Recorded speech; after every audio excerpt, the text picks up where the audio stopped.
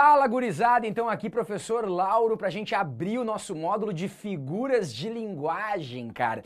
Figuras de linguagem é um conteúdo que ganhou fama aí por ser um dos queridinhos do Enem, e na verdade a gente vai ver ao longo das aulas que o Enem cobra sim figura de linguagem, mas de uma maneira um pouco mais indireta, né? O nosso curso serve para você estudar as figuras de linguagem, para saber como elas caem e poder estar preparado para a prova. A gente vai ver que o Enem é uma prova que cobra isso de maneira mais interpretativa, não vai ser aquela questão tradicional, qual é a figura de linguagem que tem no trecho acima. Agora, vestibulares, se você é do centro do país, se você é de São Paulo ou Rio de Janeiro, todos os vestibulares em São Paulo e Rio de Janeiro amam figuras de linguagem. Figuras de linguagem é o conteúdo que você tem certeza que vai ter. Ah, o que mais cai na prova? Figuras de linguagem. E o que vai? Figuras de linguagem. Então tem que dominar esse conteúdo, tem que conhecer as principais, e eu fiz uma organização para você, para não ficar naquele negócio assim, ó, eu vou ter que estudar 20 figuras de linguagem diferentes, 30, e aí tu não consegue fazer relação de uma com a outra,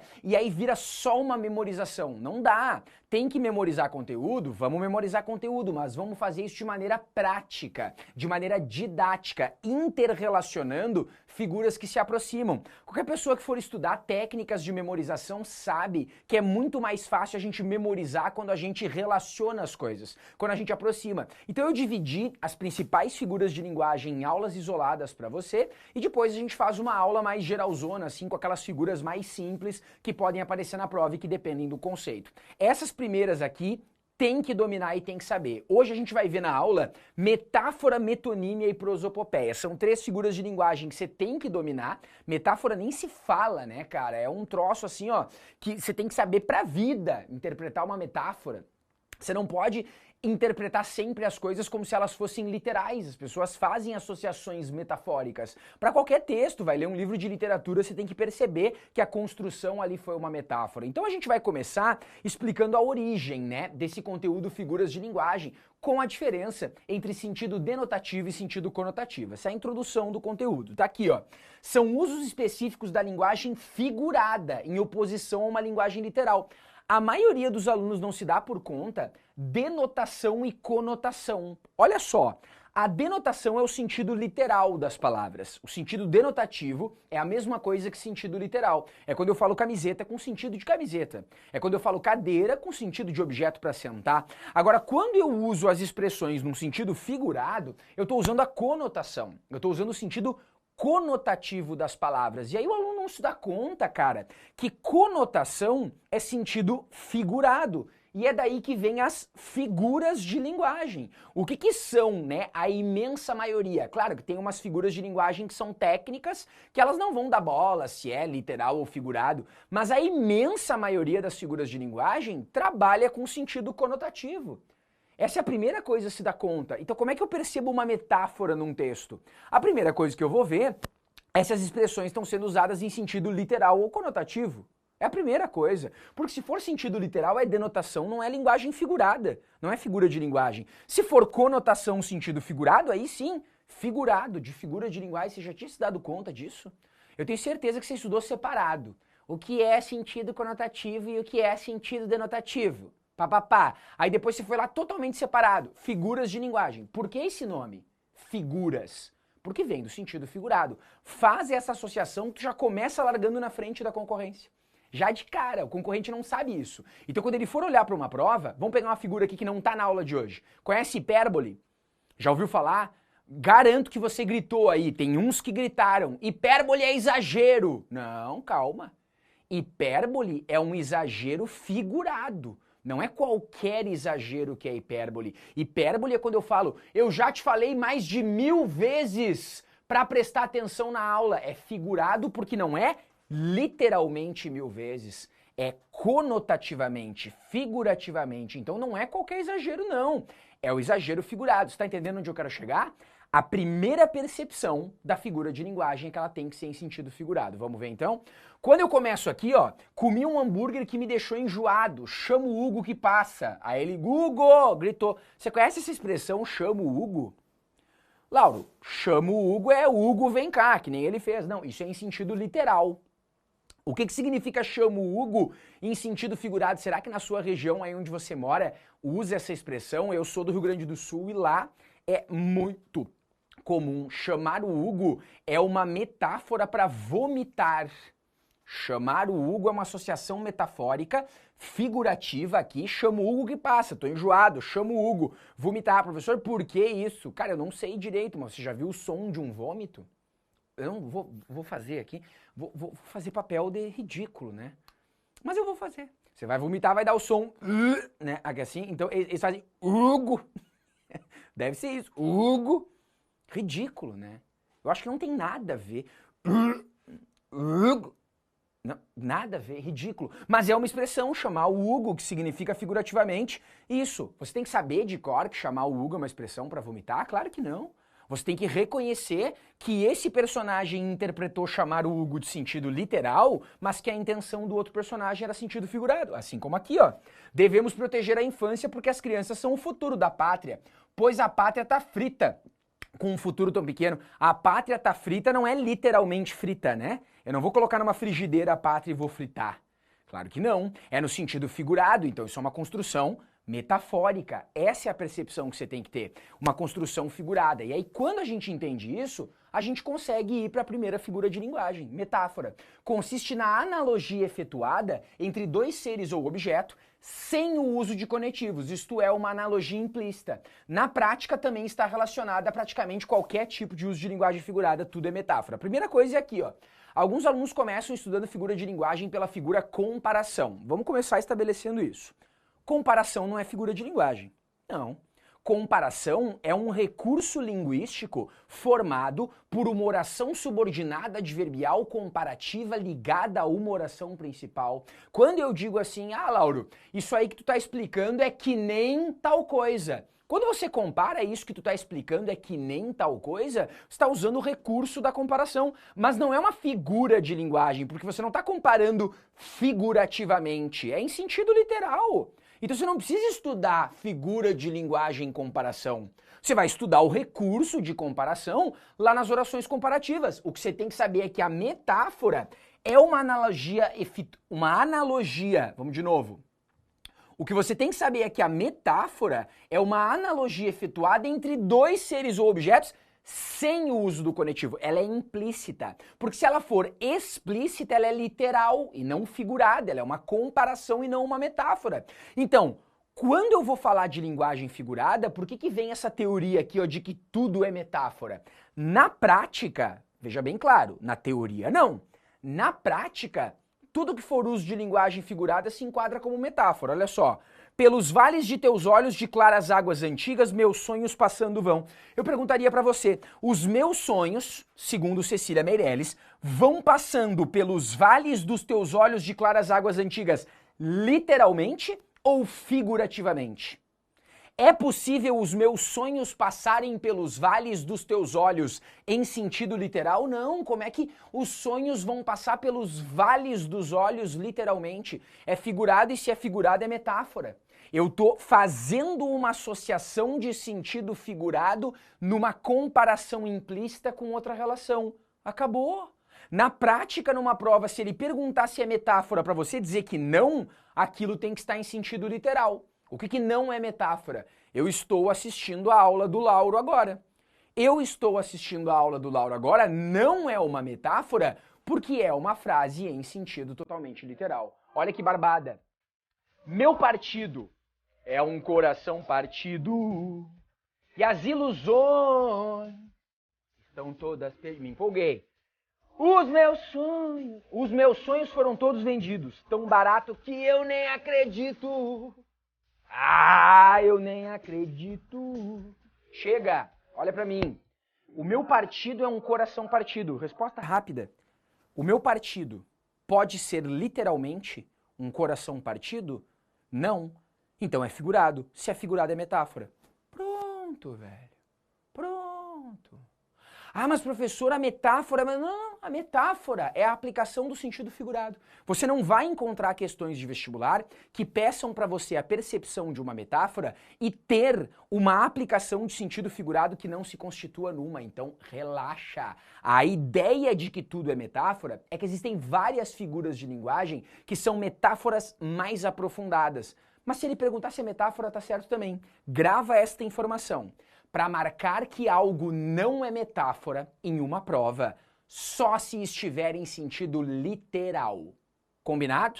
É isso que você vai gravar para mim. Depois vem a metonímia, que é uma das minhas figuras de linguagem favoritas, porque antes de ler aqui, sempre que você pergunta para um aluno assim, né? Um aluno que já estudou português, fulano, o que é eufemismo? Ele, pá, na lata, suavização de uma ideia, vamos ver daqui a pouco. O que é pleonasmo? Uma repetição desnecessária. Aí quando você pergunta o que é metonímia, ele trava, né?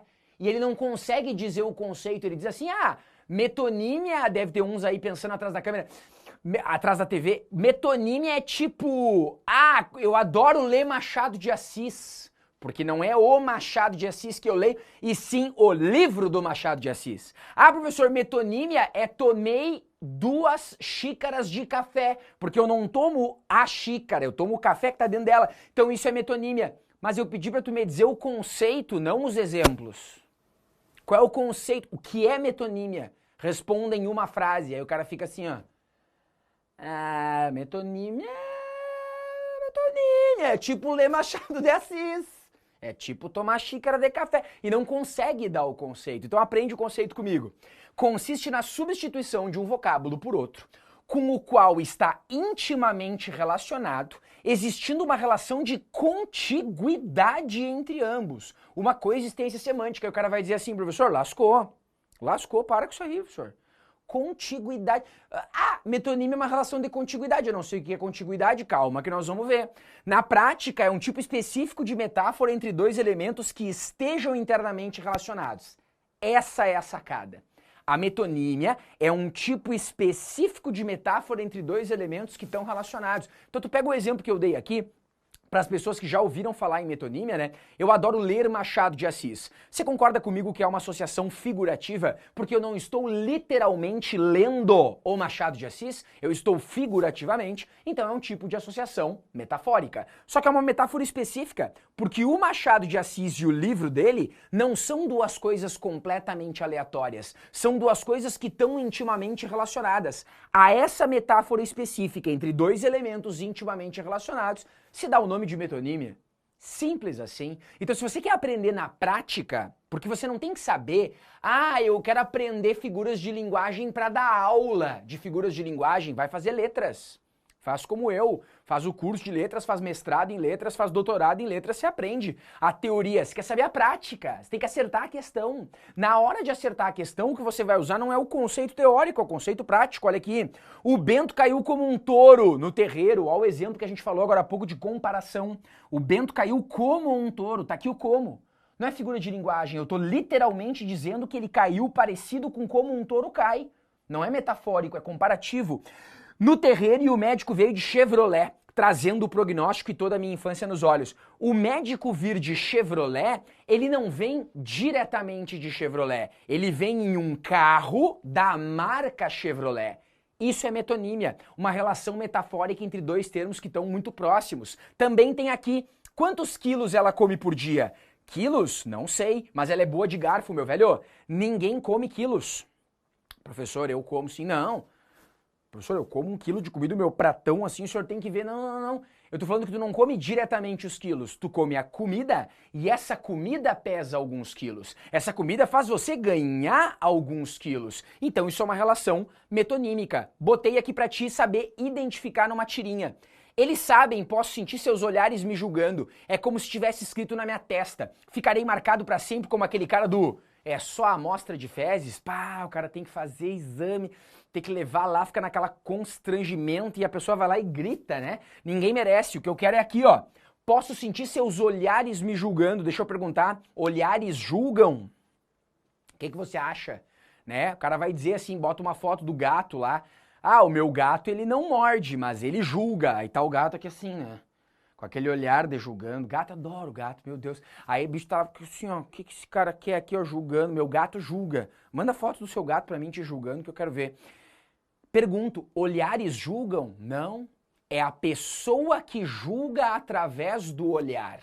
Você olha pra alguém aqui assim, ó, e tá reprovando a atitude dela, você tá julgando a pessoa através do olhar. Então não é o olhar literalmente que julga. O olhar figurativamente julga. Mas, professor, isso é então uma metáfora entre o olhar e a pessoa? Não, calma. Entre o olhar e a pessoa existe uma relação de proximidade. O olhar é dela. Se o olhar é dela e essas coisas estão próximas, o nome dessa relação é metonímia. Olha o presente que eu dei pra ti aí na tela, ó. Os principais tipos de metáfora. Quer dizer, além de eu te ensinar a pensar sobre o bagulho, a refletir sobre o conteúdo, a saber aplicar em prova, ainda dou mastigadinho pra você o que pode cair em prova, que são os principais, e que é mais o quê? Tá aí, ó. O efeito pela causa. Não respeitam nada. Não respeitam os cabelos brancos. Cabelos brancos é uma metonímia para idade avançada. As pessoas não respeitam os meus cabelos brancos, significa que ela não respeita a idade que eu tenho e é representada pelos cabelos brancos. A parte pelo todo. Vou sair da casa dos meus pais e ter meu próprio teto. Você não vai ter só o teto, né? O teto é uma parte, você quer ter a sua própria casa. Metonímia da parte pelo todo. O autor pela obra. Na última semana eu tô lendo Jorge Amado, é o exemplo que eu te dei. Adoro ler Machado de Assis. Tu não tá lendo Jorge Amado, tá lendo um livro do Jorge Amado. A marca pelo produto, vou pedir a ela para arear essas panelas com Bombril. Bombril é marca, cara. É esponja de aço. Bombril é uma marca da esponja de aço. Né? Aquelas palavras que se apropriaram aí do próprio objeto. O continente pelo conteúdo, meu filho comeu um prato de arroz com feijão. É a comida que tá no prato que ele comeu e não o prato, literalmente. Deu pra sacar qual é? Metonímia é uma figura de linguagem bem sacana, pode confundir na prova, a gente fica confuso, mas já sabe assim, tem que ter a relação de contiguidade, que é o quê? Na prática, uma relação metafórica entre dois termos que são muito próximos. Gravando os principais exemplos, está preparado para acertar qualquer prova que pergunte onde tem uma metonímia no texto ou qual a figura de linguagem que está marcada naquele trecho que ele destacou, beleza? Vamos então, ó. Alguns tipos de metonímia podem ser chamados de sinédoque. Olha só, não é para enlouquecer estudando. Ah, professor, quais os tipos de metonímia que podem ser sinédoque e quais não podem? Para. Você só precisa saber que existe esse nome sinédoque também. Para se aparecer, e nem nunca, mas se aparecer num vestibular esse termo sinédoque, você sabe do que ele está falando. Faz a associação direta entre sinédoque e metonímia. Só isso que você precisa saber. A última da aula de hoje, prosopopeia ou personificação. Consiste na personificação de objetos ou animais, atribuindo a eles características ou ações humanas. Grave isso aqui. Toda vez que você pegar algo que não é um ser vivo e atribuir a ele característica de ser vivo, personificação. Essa é a primeira coisa que você vai gravar. Se você pegar um animal que é um ser vivo e atribuir a ele características humanas, isso também é uma personificação. Essas são as duas coisas que você tem que gravar. Lauro, eu posso gravar que é acrescentar características humanas a objetos ou animais? Posso, mas eu prefiro gravar assim. Dar vida a objetos não precisa ser algo que os humanos fazem e outros seres vivos não. Deu vida a um objeto? Personificação. Atribuiu características humanas a um animal? Personificação. E aí tem esse outro nomezinho que é prosopopeia, né? Personificação é meio óbvio até, ó. Persona. Persona é pessoa. Personificação é transformar em pessoa.